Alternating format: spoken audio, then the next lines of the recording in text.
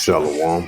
First and foremost, I'd like to give all praises and glory and honor to Yahweh Ba'Shem, Yahweh Shai, Ba'Shem, Bakakadash, and the Heavenly Father. The true names of Yahweh, and His only begotten Son, Ba'Shem, the name of Mashiach, Yahweh Shai. Those are their true names in the ancient Paleo Hebrew, Lashwan Kadash, little tongue.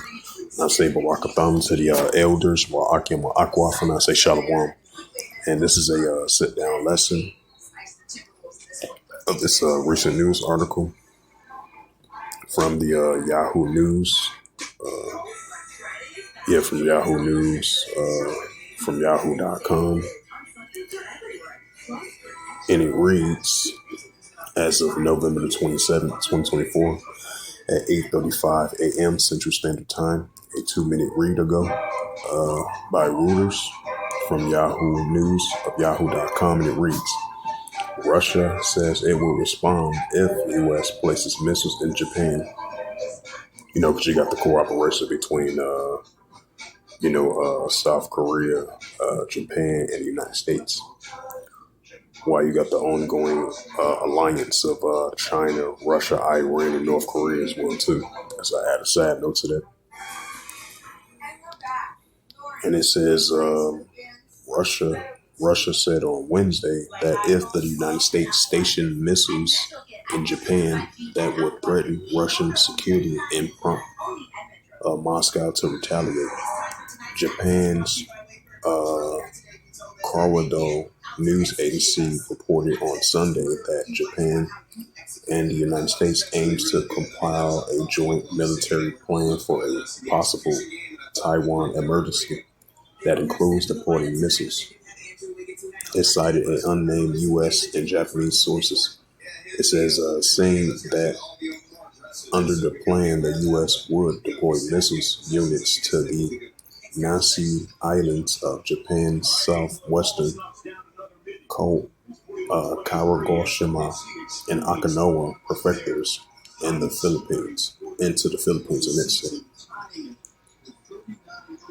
Russian Foreign Ministry spokesperson Maria Shakova accused Japan of escalating the situation around Taiwan to justify the expansions of military ties with Washington.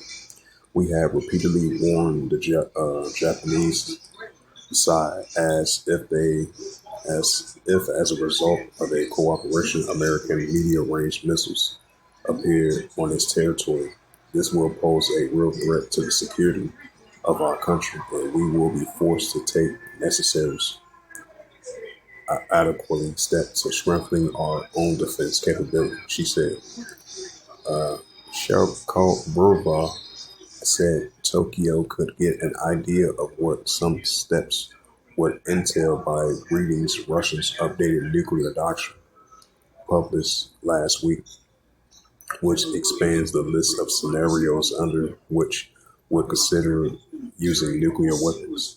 On Monday, Deputy Foreign Minister Sergei Ryabkov said Russia will consider deploying short-range and intermediate-range missiles in Asia if the United States deploys such missiles to the continent. Asked about the statement, Sakharova declined to discuss where Russia might cite such weapons, but noted that half of its territory is in Asia, so any Russian missiles potentially deployed east of the Urals will be in that region. She said Moscow has sent a clear message to the United States and its satellites that Russia will respond decisively in symmetrical fashion to the placing of a land-based medium and short-range missiles in various parts of the world. She said the West will have no doubt about Russia's potential after it launched a new hypersonic intermediate-range missile, the Urushin, at a target in Ukraine last week. Yeah, that's a sign of wars and rumors of wars, as we've been seeing tensions heating up between the West versus Russia as well, too. Versus the United States versus of NATO, the U.S.-led bloc of NATO, versus Russia. So tensions have been escalating for the past couple of weeks, as of recently as well, too. So bring up the book of Matthews.